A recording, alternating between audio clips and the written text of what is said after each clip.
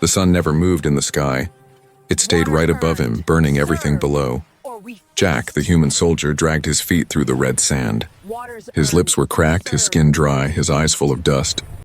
He had no water, no food, no map, only pain. 3 days ago, his escape pod had crashed on this strange planet. He had walked ever since, hoping for help. But there was nothing here. No trees. No birds, no shade, only hot wind and endless desert. His boots were half melted from the heat. Every step felt like knives cutting his legs. His head was dizzy, his throat screamed for water. He whispered to himself, "Just one drop, please." But the desert gave him nothing. Suddenly something glittered far ahead. It was soft blue like water, maybe a lake or a pond. Jack blinked hard, trying to believe was it real or just another mirage. He didn't care. He started crawling toward it as he came closer. He saw more, tall rock towers, firelight, strange shapes moving. It wasn't just water, it was an oasis, a real one. Maybe someone lived there. Maybe they had water, food, safety. Jack used the last of his strength to reach the gate. There were 2 stone guards with metal masks standing outside. He fell to his knees and whispered, "Help. Water." The guards didn't move. Then footsteps, slow, heavy, and full of power. A tall figure appeared behind the guards. She was not human. She had glowing purple eyes, bronze skin, and black war paint on her face. Her hair was tied back. Her body covered in armor made from bone and fireglass. She looked down at Jack, then pulled out a long blade from her belt. It glowed with heat like it had just come out of a furnace. Jack tried to speak, but no sound came. The warrior woman knelt beside him. She placed the blade near his neck and whispered, "Water is earned, outsider. Serve or we feast." Jack didn't understand at first, but then 2 more warrior women came behind her. They grabbed his arms and dragged him into the oasis. Not gently, not with care, but like he was a piece of meat. He tried to resist, but he was too weak. He saw others watching from inside. Tall alien women with scars.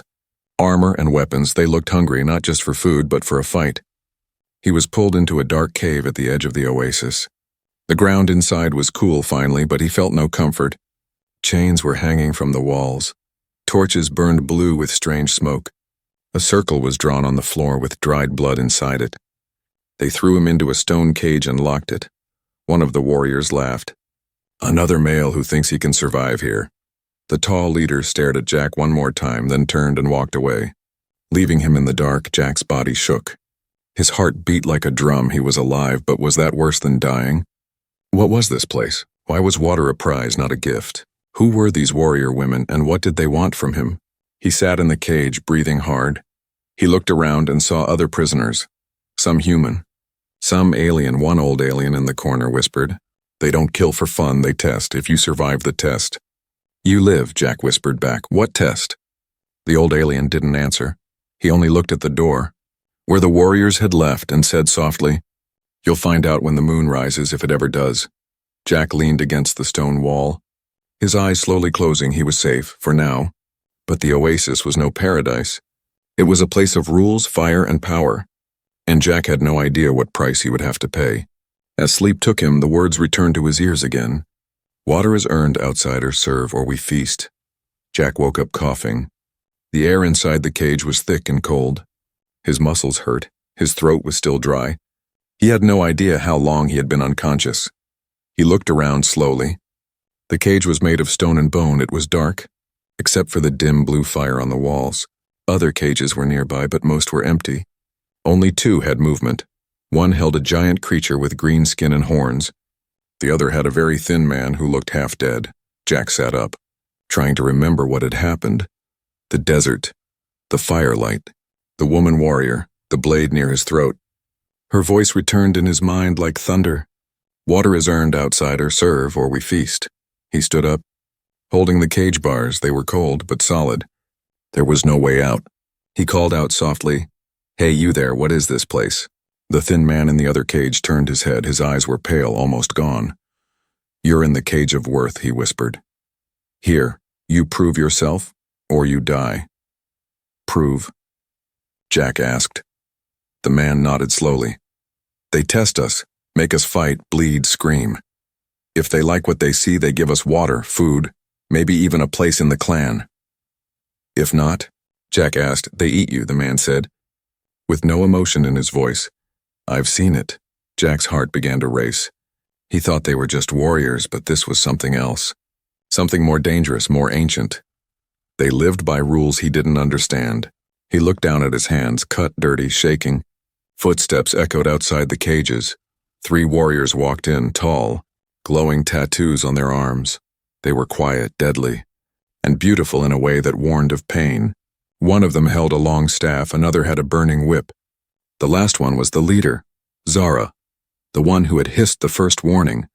She stopped in front of Jack's cage. Her eyes studied him like a wild animal. "Outsider," she said, "you still breathe. You are strong enough to stand. Let's see if you are strong enough to fight." The door of the cage opened. Jack didn't move. The warrior with the whip cracked it once in the air, just inches from his face. He stepped out, heart pounding. They brought him into the center of a circle of fire. All around the oasis, more warrior women gathered, watching. Whispering, judging, some sat on stone thrones. Others stood with weapons ready. Zara pointed to the center. "Enter the trial." From the shadows, a gate opened. A beast stepped forward. It had 6 arms, 4 red eyes, and teeth like spears. Its body was covered in black plates, and its roar shook the ground. Jack backed away. "What is that thing?" Zara answered calmly, "Your mirror. If you fear it, you fear yourself. If you defeat it, you earn a sip of water." The beast charged. Jack dodged, barely avoiding its claws. He rolled on the sand, grabbed a sharp rock, and used it like a blade. He cut the beast's leg, but it only made it angrier. The crowd cheered. They loved the blood. The struggle, but Jack was losing. He was too weak, too slow. The beast pinned him down, ready to crush him. Then Jack did something strange. He stopped fighting. He whispered to the beast, "I don't want to kill you." The beast paused. Confused in that moment, Jack jammed the rock into its throat, not to kill, but to make it back off. The beast roared and fell back. Bleeding but alive, Zara stepped forward. Raising her hand, the crowd went silent. She looked at Jack, then at the beast. "He had mercy," one warrior said. "Or weakness," another hissed. Zara walked up to Jack. He was on his knees now, bloody, shaking. She held a cup in her hand, filled with clear water. She tilted it forward slowly and poured it into the sand. Jack watched in pain. He reached for the drops as they vanished. Zara whispered, "Not yet. You showed spirit but not fire. You will face another trial tomorrow." They dragged Jack back to the cage. This time, the door stayed open. He lay on the cold ground, his body burning. The thin man in the other cage whispered, "You survived." Jack said nothing. He only stared at the spot where the water had touched the sand. The sun still hadn't moved. It hung in the sky like a curse. But inside the stone oasis, something had changed. Jack had survived the beast. He had fought without dying, without begging, yet he still had no water, only more pain. He sat outside the cage now, chained to a large black stone. The warriors had allowed him that much, a breath of air, a moment of rest, but his lips were dry, cracked open, his body ached. Muscles stiff, skin bruised. Suddenly, a deep horn blew from one of the towers. The air shook, and every warrior stopped moving. Zara, the leader, stepped out from the fire hall.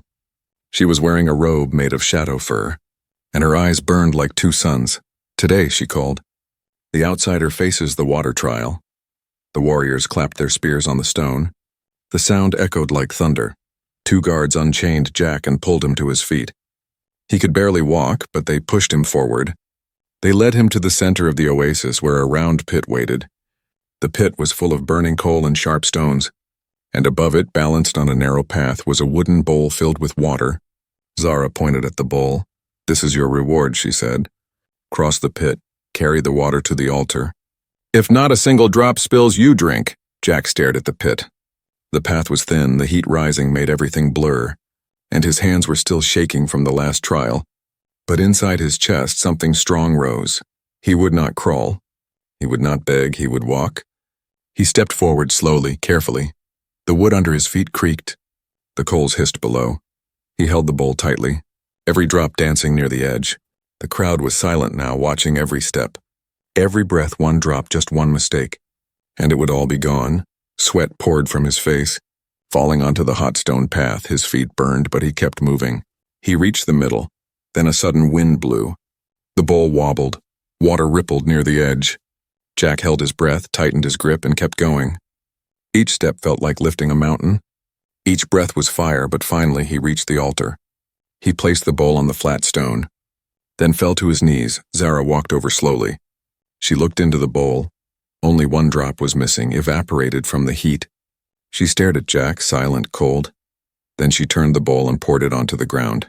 The crowd gasped. Jack's eyes went wide. "Why?" he whispered, voice dry like sand. Zara's voice was hard. "You came here for water. But you carry more than thirst. You carry memory, pain, secrets. I saw it in your eyes." Jack looked at her, confused. She reached into her robe and pulled out a small glass stone. She held it to his forehead, and it glowed, showing flickers of his past. A battlefield, an explosion, the faces of his fallen team. A woman, someone Jack loved, calling his name before disappearing in fire. Zara's eyes narrowed. "You run from ghosts," she said. "You think water will heal you. It won't. Only worth makes water sacred." She turned and began to walk away, but then stopped. She waved a hand, and one of the younger warriors ran over.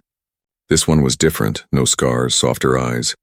She carried a small cup of water in her hands. Trembling, she knelt beside Jack and whispered, "Just one sip."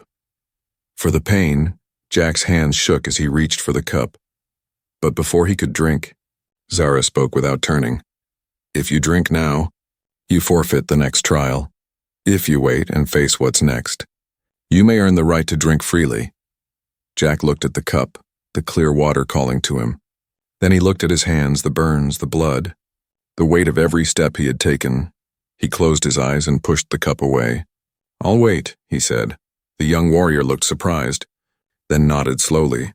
The cup was taken away. The crowd whispered, unsure if he was brave or foolish. Zara didn't speak, but her face showed something new. Respect. Maybe, or curiosity. Jack was dragged back to the stone, chained again. But this time they left him facing the water altar, so he could see what he had almost earned. He didn't cry, didn't scream, he just whispered to himself, "I'm not here just for water. I'm here to prove I still matter." And deep inside the oasis, the flames burned a little brighter because they knew his real trial had just begun. The sky above the oasis never turned dark, yet the fire inside the stone towers glowed deeper at night.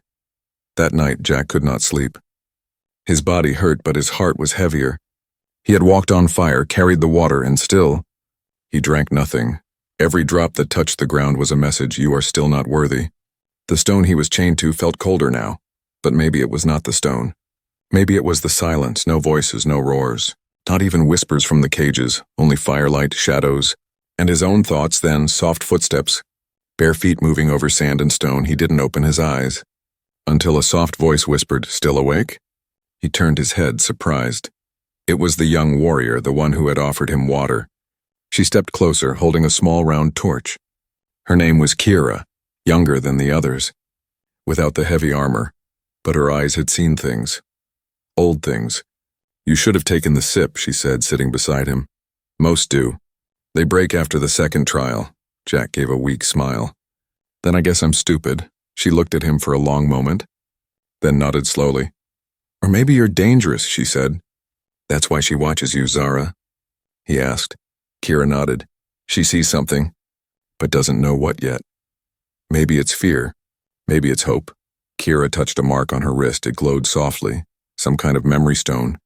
Jack had seen something like it before in ancient temples. "Is that magic?" he asked. "Not magic," she replied. "Memory. Our people store emotions in stone. The pain, the love, the betrayal. We never forget, even when we want to." She leaned closer. "There's something inside you, something that doesn't belong to you. When Zara used the glass stone on your mind, I saw it too." Jack's breath caught. "What did you see?" "A flame," she said, "burning in a hall of ice. A name whispered in a forgotten tongue. A face like yours, but it wasn't you." Jack's hands trembled. Was it her brother? Kira's eyes narrowed. The traitor.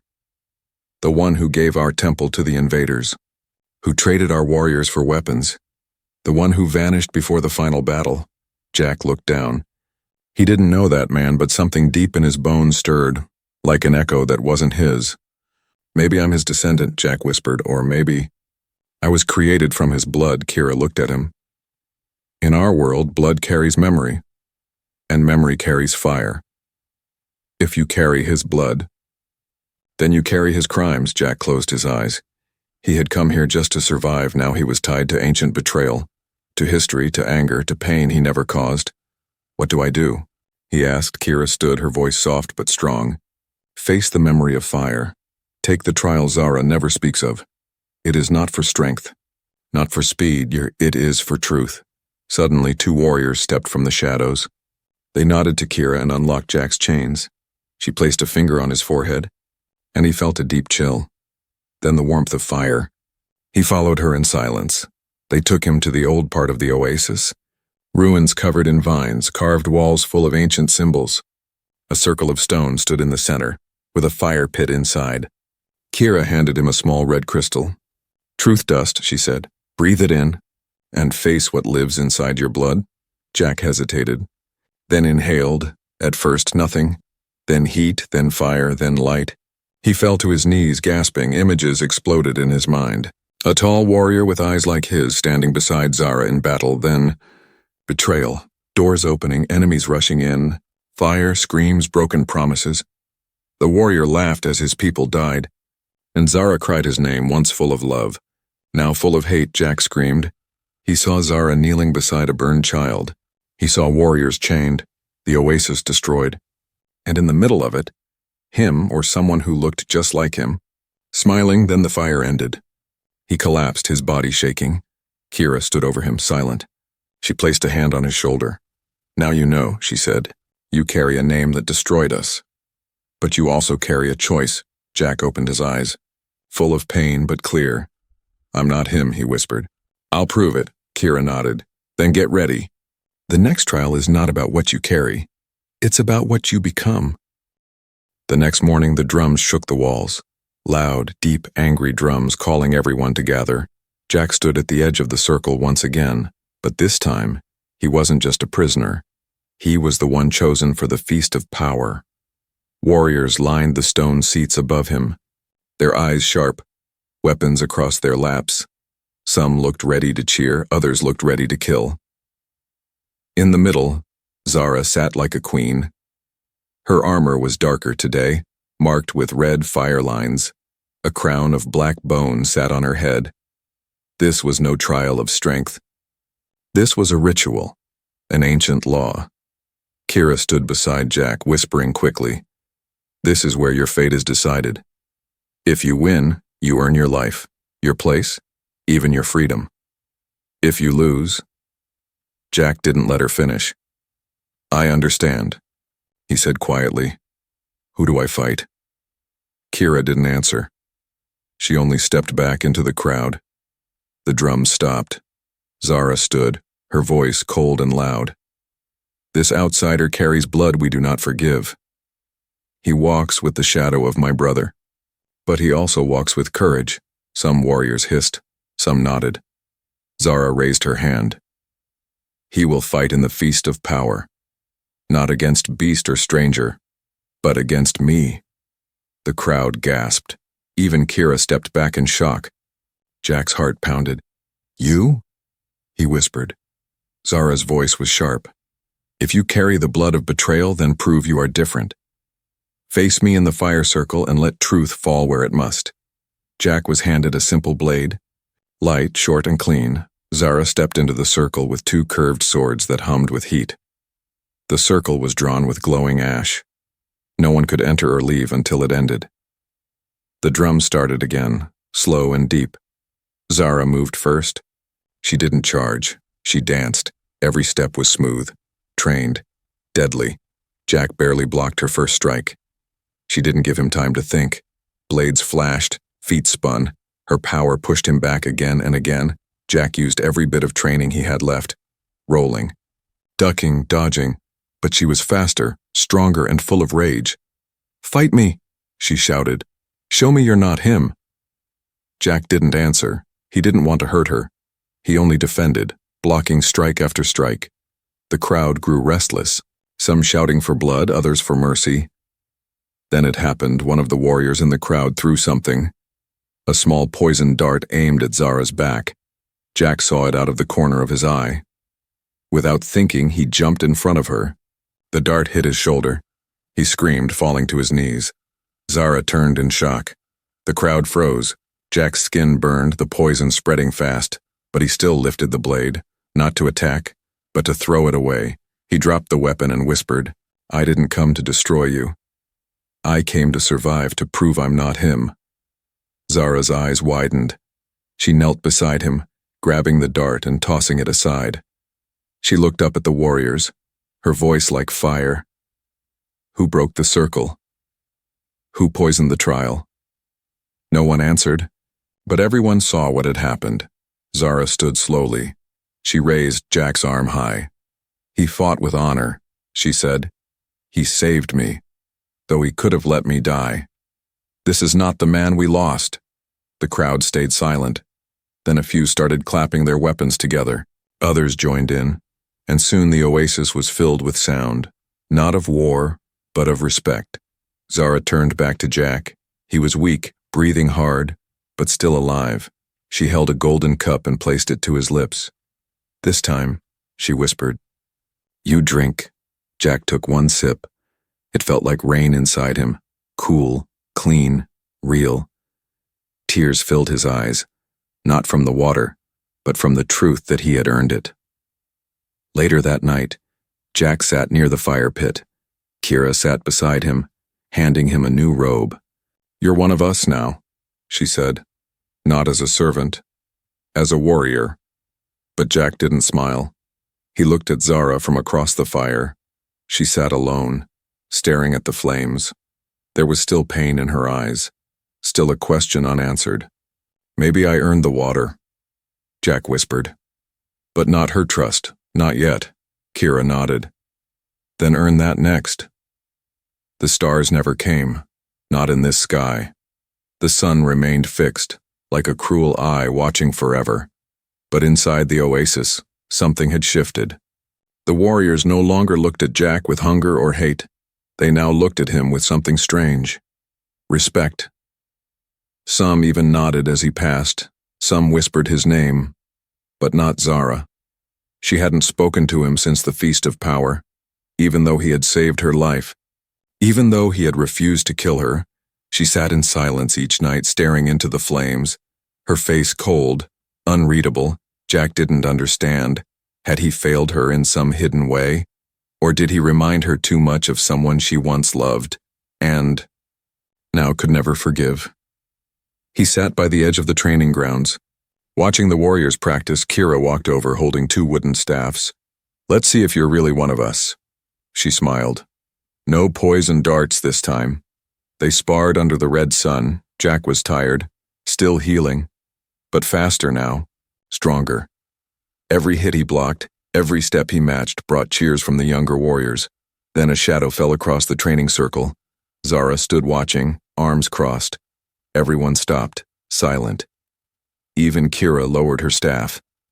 Zara stepped forward and pointed to the center. "Fight me," she said. Jack blinked. "Again?" She shook her head. "Not with blades, with truth." He followed her into the middle, the warriors forming a ring around them. Zara threw a pouch into the fire. Memory dust, blue smoke rose, floating between them. "If we are to walk the same path," she said, "you must know what you carry, and I must know what I release." The smoke wrapped around their heads. Suddenly, Jack could feel her memories, not see them, not hear them, feel them. He felt the warmth of a brother's smile, a boy who trained beside her, who laughed with her under the stars, who promised to protect their people. Then, cold, betrayal, that same brother handing over maps to the enemy, opening the gates during a sacred night. His voice begging forgiveness, but his hands soaked in blood. Zara had trusted him, and he had shattered their world. Now Jack understood. She didn't hate him. She hated the ghost inside him. When the smoke cleared, she looked at him with burning eyes. "You are not him," she said, "but you carry his face, and that is hard." Jack nodded slowly. "I don't want his face. I want to build something better." Zara stared at him for a long time, then turned to the others. "Tonight," she announced, "we take the warrior's choice." The crowd murmured, unsure what she meant. Zara raised her voice. The outsider has passed our trials, but not all accept him. So we let the fire decide. 2 great horns were blown from the stone towers. The gates to the outer ring opened. Jack followed the warriors through a dark path leading beyond the oasis. There in the open desert was an old stone ring, half buried in sand. Ancient marks covered the floor, glowing with forgotten energy. Zara stood in the center holding 2 burning brands. She handed one to Jack. "If the fire accepts you, it will protect you," she said. "If it rejects you, you will burn." Jack looked at the flames. He had faced beasts, poison, betrayal, and war. Now he would face fire itself. He stepped into the ring. The ground grew hot beneath his feet. Wind howled around him. The warriors stood silent, watching. Jack closed his eyes and whispered to himself, "I'm not here to take. I'm here to give." He held the brand high. The flames on it turned blue, then green, then white. A soft warmth wrapped around him. Not burning, not biting. It was acceptance. It was the fire's answer. The ring cooled. The wind stopped. The warriors fell to one knee. Including Kira, Zara stepped forward. She reached out and placed a hand on his chest. "Today," she said, "you are no longer outsider. You are flame-born." Jack looked into her eyes. This time, there was no hate. Only something deeper. Respect. And perhaps slowly the beginning of trust. Later that night, the Oasis sang. Not songs of battle, but songs of new beginnings. For the first time in years, laughter echoed between the stone towers. Kira sat beside Jack and smiled. "You've done the impossible," she said. "You became more than a memory." But Jack knew something still waited. One final step, one final choice. Not for himself, but for the future of the Oasis. And that choice was coming soon. The sun still burned above. But inside the Oasis, something had changed. It was no longer a place of trials. No longer just a home for forgotten warriors. Now it was something more, a place reborn. Jack stood at the center of the fire circle, not as a prisoner, not as a stranger, but as a warrior, flame-born. He had passed the trials, faced the truth, earned his water, but his heart was still restless. He looked beyond the stone gates and saw only sand. Wounded travelers, crashed survivors, and lost souls like him might still be out there. He turned to Zara, who stood silently by the water pool, the one he had once begged to drink from. Now it reflected both their faces, equal in flame. "We should open the gates," Jack said quietly. Zara didn't respond. The silence was long, like the wind holding its breath. "There are others," Jack continued. "Not enemies, not traitors, just people like me. Dying of thirst. We have strength now. Warriors, water, safety, why not share it?" Zara looked down at the water. For years she had fought to protect it. She had believed giving it away would make them weak. But now, she wasn't sure anymore. "This place was built with blood," she said. "Do you think kindness will keep it standing?" Jack stepped closer. "No," he replied, "but neither will fear. If we stay behind these walls forever, we'll become ghosts too, strong but alone." Kira walked over, quietly listening, then she spoke. "What if we train them? Not just give them water, teach them to protect it too." Zara looked between them. 2 voices, one old and one new, speaking the same truth. "Let me lead an outpost," Jack offered, "near the desert's edge. Let me bring in the broken, the lost. If they pass the trials, they stay. If not, they leave." The Council of Warriors met that night. They sat in a half-circle around the fire. Some feared change, others welcomed it. But when Zara finally stood and spoke, her words ended the debate. "We are not weak," she said, "and we are not alone." The flame spreads not by hiding, but by burning bright. The next day, Jack walked beyond the Oasis gate for the first time, not as a prisoner, but as a leader. With 5 warriors behind him and packs filled with supplies, he left to build something new. They walked for hours, then days through sandstorms, heat, and silence. They found an old ruin near a canyon, cracked pillars, broken walls, and a half-buried fountain. "This will be the edge," Jack said, "the place where the desert ends and the future begins." They rebuilt the walls, carved new symbols, lit new fires, and they waited. Not long after, a boy arrived, thin, shaking, carrying his sister. Behind him, 2 more, then 5, then 10, all lost, all thirsty. Jack didn't give them water, not at first. He gave them tools. Taught them to fight, taught them to choose. Some walked away, but some stayed, and those who stayed became warriors. Warriors of the new flame back at the Oasis. Zara stood by the water again. Kira approached, smiling. "It's working," she said. "He's building something real." Zara didn't smile, but her eyes softened. "He's stubborn," she whispered. "Just like my brother once was," Kira asked quietly. "Do you still see your brother in him?" Zara shook her head. "No," she said, "I see someone better."